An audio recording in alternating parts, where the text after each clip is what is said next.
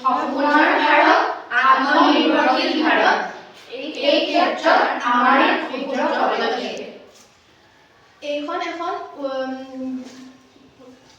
ফুলৰ কাপোৰ, এখন ঊলেৰে তৈয়াৰ কৰা হৈছে। এখন সুন্দৰকৈ টেবুলত পাৰিব পাৰি আৰু এইখন পেলনীয়া ঊলেৰে তৈয়াৰ কৰা হৈছে।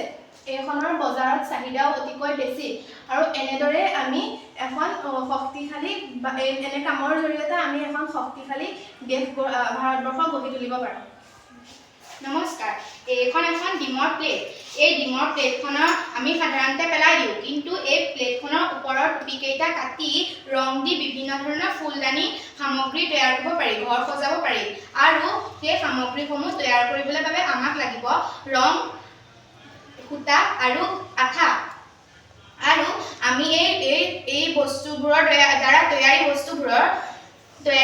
বস্তুবোৰ অতি চকুত লগা হয় আৰু সেইবাবে এনেধৰণৰ কামৰ দ্বাৰা আমি ভাৰতবৰ্ষখন এখন আত্মনিৰ্ভৰশীল কৰি তুলিব পাৰোঁ।